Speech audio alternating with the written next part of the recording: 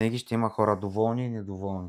И андроидаджи. Като събереш пари за 15 и излезеш 16. Как се нарича един човек, който не иска да си купи iPhone? Андроидаджи. Андроидаджи. Когато става въпрос за пари, всеки усеща. Има си разлика между 12-ката и 14-ката. 4К на 60 фрема, 14 Pro Max просто... Моят телефон е издържал и до 2 дена без заряд, без да се включи в зарядното и съответно до под половин ден. Зависи какво правиш. Pro Max. Той е служебен. Нали? И да го щупа не е толкова проблем. И про. И про. 12 Pro, 13 Pro, 14 Pro, това са най-универсалните телефони. Здравейте! Добре дошли отново в канала на HopBG. Отново сме се събрали стандартния екип. Ники, Здравейте. Ивелин и Здравейте. аз, Иво. Като...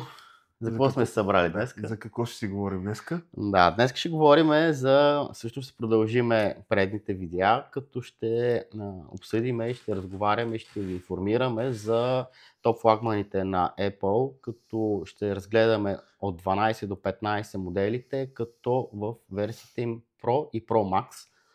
Така, най-желаните му. Най-желаните. Едни от най-интересните телефони.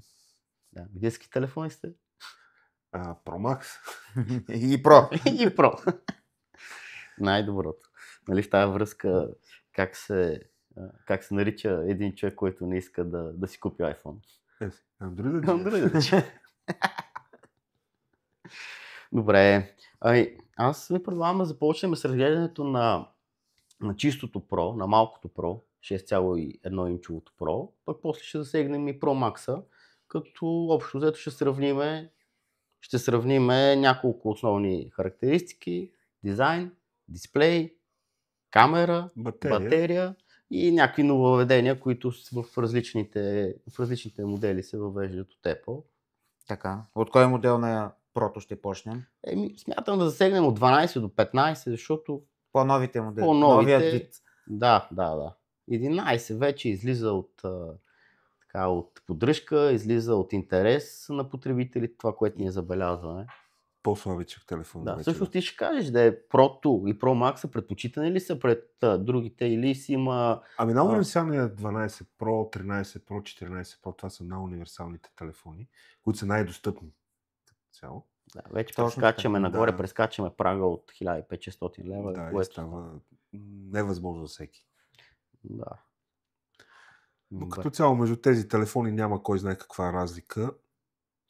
Ами да, едни и същи дисплеи, може би тук като размери, като грамаж, телефоните са 12 и 15 до Pro до някаква степен с еднакви грамажи, като голямата разлика идва в 15 и нововведението на корпуса, защото вече го правят от титан. Това е малко по-лек. По-лекичък е, да. Осезаемо е даже. Осезаемо по-лек, осезаемо от 15-20 грама разлика, не знам кой ще го усети в ръката, но да кажем, че е по... Голяма част от потребителите на Apple го усещат веднага. Да, не. Когато става въпрос за пари, всеки усеща. Да. Добре. Иначе чисто дизайнерски нямат някакви невероятни нововведения. Всичките са с новия дизайн, рабатия дизайн. При 15 и 16 вече се наблюдава леко заоблянето, въвеждането на лекия обал вид на ръбовете след титаниевата рамка. Дисплеите по подобен начин.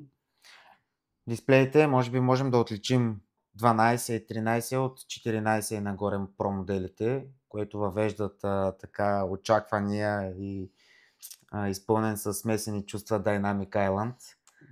Да, който хората до ден днешен, казвам като потребител, до ден днешен сме чудим се дали е по-функционално, пречи или стои добре на дисплея.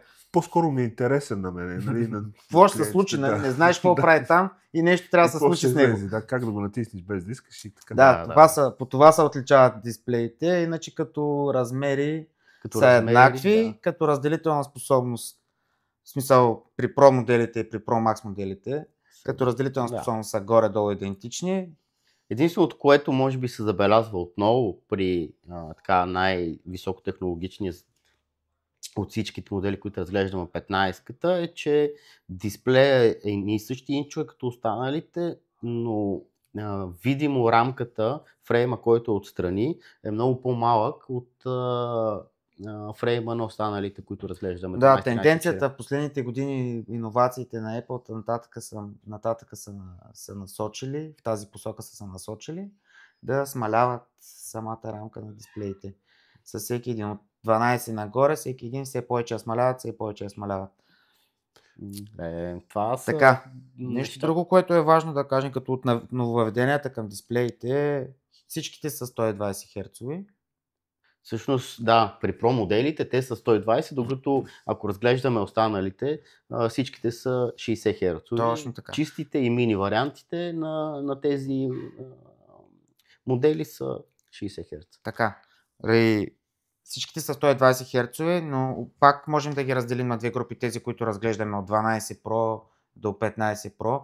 Пак разделяме в 14-ката. От 14 Pro и Pro Max нагоре има Always On Display, което намалява честотата на дисплея с променлива честота. Може да я свали до 1 Hz опресняване, Може да. до 120, да. и да си е на 120. Това са неща интересни, както съответно ги въведаха и в лочовете, но Да. да кажа честно, той Пак ми е в джоба, дали е с... Пак Always On е Always с смесени On, чувства. Точно така. Много скъп часовник, будилник до спалнята на нощното шкафче. Добре, да. Това към дисплей ние може би нищо друго не можем толкова да 2000 нита тук можем да отбележим, че е доста ярък. Ярък дисплей. Ярък е на открито. На прак слънчева светлина, бих казал спокойно, че се вижда чудесно. Да. Това също е важно.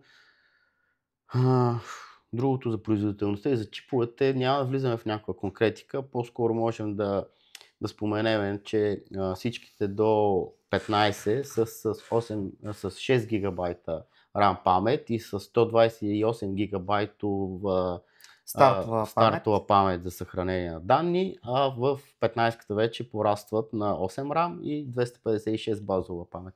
Да. Но това пак е смесени чувства, както ти не използваш, защото в повечето случаи ако имаш 1 терабайт диск, пак няма ти стига iCloud, пак ще трябва да трие съобщенията. Така, нещо друго, което можем да засегнем. Камерите на тези телефони. Да, това вече много важна тема. Това е важно и всеки един потребител знае, който се интересува, знае, че при Pro моделите, всъщност довърши ти тръгна да казваш, да не те прекъсвам. Да, точно са това за камерите, които са, пак те са 12 мегапикселови, на 12 и на 13. Да. И пак ги разделяме на две групи от 14 Pro нагоре. Така започваме да догонваме другите брандове. Стават вече 48 мегапиксела. Да, което е драстичен скок. А пак 15-ката има вече 5 по-зум. Да. Да, това е нещо интересно. Те дори преди време на рекламите си наблягаха, че вече може да се ползва от хора, които си изкарват прехраната с това нещо, но като старите телефони, как да кажа, може би, ако трябва да съм честен, гледайки снимка от 12, 13, 14 и 15 от хора, които са аматьори като мен в това нещо, може би няма да намеря и разлика. Може би и повечето от зрителите няма да намерят такава разлика, но... При видеото има голяма разлика, която аз съм усещал. Нали. Има си разлика между 12-ката и 14-ката. 4К на 60 фрема, 14 Pro Max просто... Да. Аз видеята, които снимам, са на тъмно в повечето случаи. С ярки светлини пресветкащи. Добре, иначе в тази връзка имаше един такъв вид, се срещат двама приятели и казват, какво става, ти как си? Добре, добре съм, родиха ми се две момчета, близнаци и така, живеем си заедно, добре, ми имаше снимка, ми показва снимка на едното дете, що е едното? На другото нямаше, какво да носят същото. Общо взето в дизайна на всички тези телефони, които разглеждаме днеска, важи това нещо, много си приличат. Ако не си много навътре, няма да разбереш дали е 13-14 и съответно 15 и 16. Много са идентични телефоните. Но Главните въведения, може би тук трябва да заседнем, са в 15-ката. Там Apple така направи обратен завой с използването на техния порт и премина към използването на Type-C. Да. Това е важно да се отбележи. Вече по-универсално зарядно. Универсално зарядно вече се вписва с конкуренцията си. Но това са невероятни въведения, които, ако трябва да сме честни, от Android има от няколко години, нали? Но това тук може би ще е нещо, което Android-жите ще харесат в подкаста. Потребителите на Apple забелязваме тези малки неща. Те малки, после трябва да си сменеш абсолютно всички аксесуари, които имаш. Колкото е добре, толкова за тях, защото ще правят продажби, толкова за потребителите, които са използвали предните модели, не е много. Иначе, всъщност ние споменахме за камерите, за това как се развиват от 12 мегапиксела към 48, наистина процентно доста голям растеж. Може би не сме засегнали само тази тема невероятна и широко обсъждана с батериите на iPhone-а. Как се променят те в моделите? Да, ние тук няма да влизаме в конкретика в това колко милиампер часа е всяка една батерия, защото за хората дали е 1000, дали е 5000, дали е 100 000. Те се измерват в часове. Важно е колко изкарва. Точно така, като грубо растежа от 12 до 15, 6 часа повече. От 17 гарантирани при използването на 12. Това са данни, които Apple дават в официалния си канал, до 23 при 15 Pro-то. Точно така. Забелязваме растеж. Да, но това е много относително. Зависи как използваш телефона. Ако го натовариш постоянно и непрекъснато от момента, в който го изключиш от зарядното, до момента, в който падне, може да са 4 часа, но може и да са 48 часа, защото моят телефон е издържал и до 2 дена без заряд, без да се включи в зарядното и съответно до под половин ден. Зависи какво правиш. Ако го оставиш да гледаш YouTube. Или играеш някоя игричка. Това не ми се случва да играя игри, но да, има хора, които това правят. Които това е хобито. Добре. Сега, друго нововведение при 15, което също е хубаво да го отбележим, защото потребителите, дори и за мен е нещо хем интересно, хем много, хем съм със смесени чувства, нали, че сме почнали да използваме този израз. Това е въвеждането на Action бутона. Да. Който при 15 Pro и 15 Pro Max, който замества Silence бутона, физическия Silence бутон, ключето, което всъщност бяха доста различни още в началото на използването на този телефон. Съм супер доволен, защото в рамките на едно движение мога да премина от звук на без звук режим. Там е малко, как да кажа, доста повече функционалности се вкарали в този бутон, като можеш да избираш от богата гама от функционалности, натискане на 2 пъти бързо, натискане на 3 пъти бързо, на 70 пъти бързо и може да сменя и да стартира различни приложения и задачи. Не знам,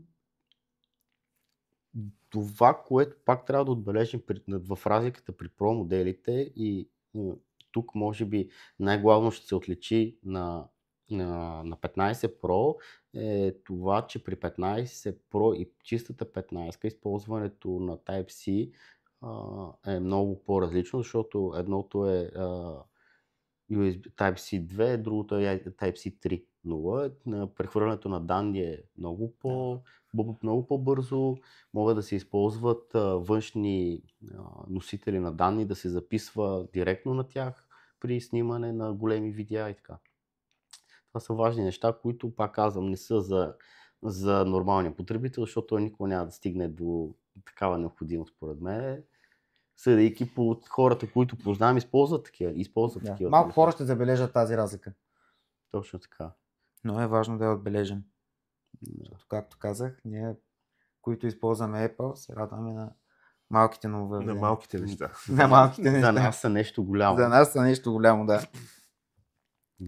Така, за Pro Max моделите нещо различно можем ли да кажем? Ами, само ако искаш да се върна, или после ще го направим като заключение, нека за двата модела. Pro Max моделите.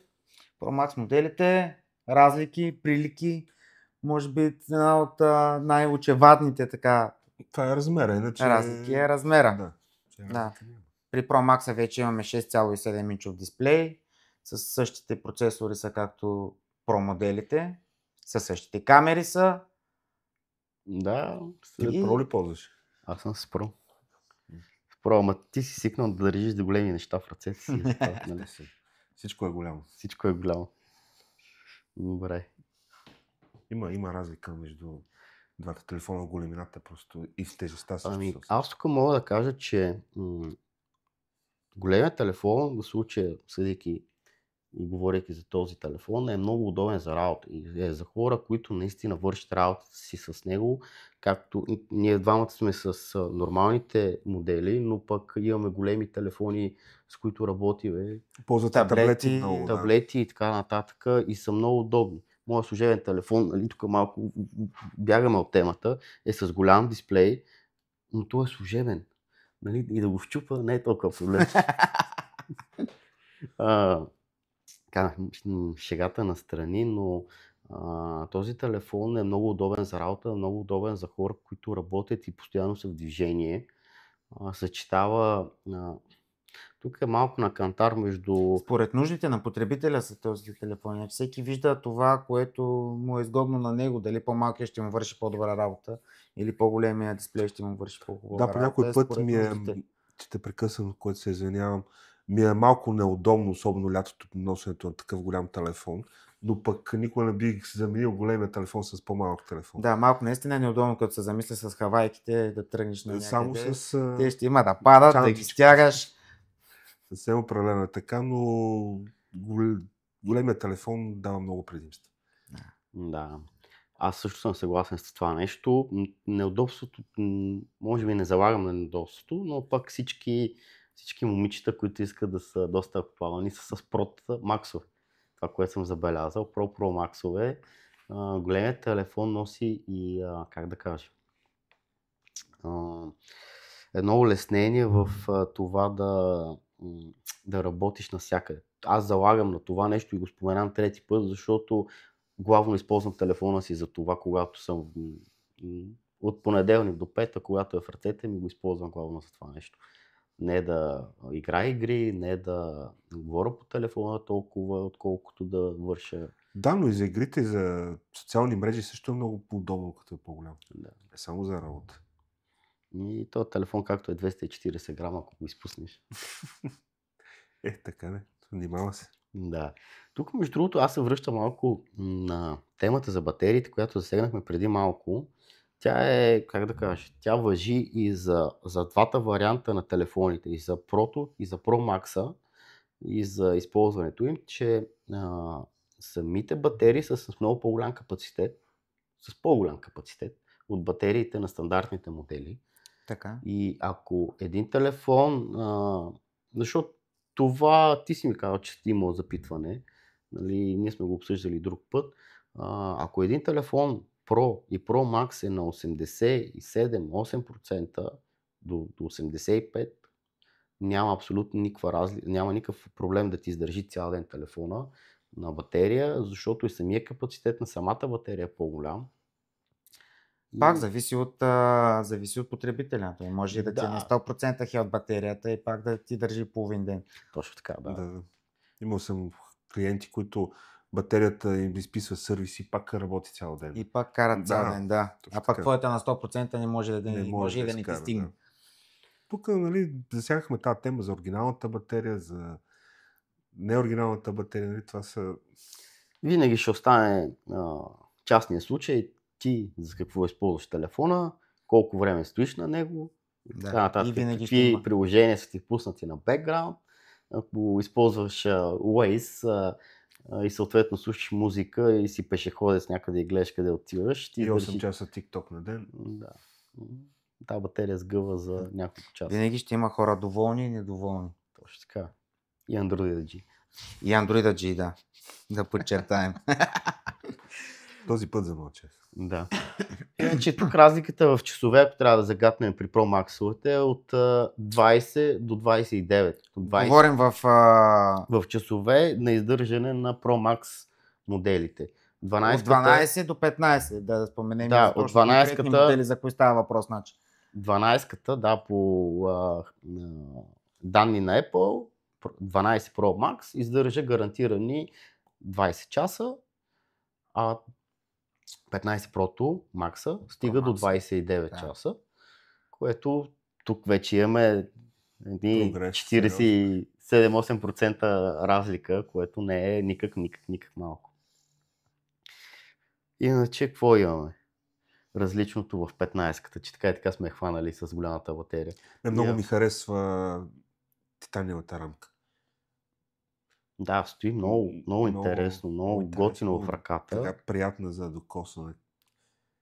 По-скоро е странна, понеже тя е нововъведението и пак казвам, трябва да го отбележим, че е там и го има и го оценяваме. Да, хубавото, че може да се носи без кейс. Те всички могат да се носят без кейс. Тези лъскави телефони направо... Всички могат да се носят без кейсове. Да, ужасно. То служебния ли? Не, то не е. Аз винаги го нося без кейс. Но всяко пръщи се вижда. Да, ето. Хоп, го няма. Нали, по-добре ли ти е на голо да го пипаш или не?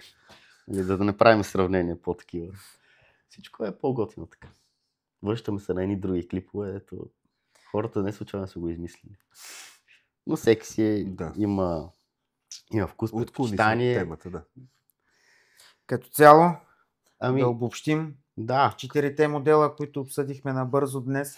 При Pro Max-овете, също само тук ще загатна какви са така по-големите разлики и по-големите нововведения. Dynamic Island, който се въвежда в 14 Pro Max и 15 Pro Max също е наличен. В 15 Pro Max е нововведението голямото е Type-C порта, както и Action бутона. Така по-интересното, по-видимото при дисплея е малката рамка, която е разликата от 14, 13 и 12 съответно. Другото, което при 15 е доста голям плюс, това е 5 пъти зума. Да. И тук мисля, че другото, което е теглото, но теглото не мисля пак, че е нещо невероятно, защото говорим за там 15 до 20 грама, което пък в процентно съотношение е 10% разлика. Не е малко, но в усещане няма нещо невероятно. Да обсъдим и другата тежина, която е по... Финансовата, да. Да, там наистина вече финансовата тежина има голямо значение. Разликата от 12 Pro Max и от 12 Pro до 15 Pro и 15 Pro Max не е никак малка, но за това те са подходящи за различни типове хора. Ако търсиш ябълката с хубавата камера, хубавия дисплей, хубавата батерия, може да си избереш и съответно търсиш бюджетното решение. Да, защото винаги най-новото е най-хубаво. Разбира се. Докато събереш пари за 15, излезеш 16. Да. Така е. Тук си прав.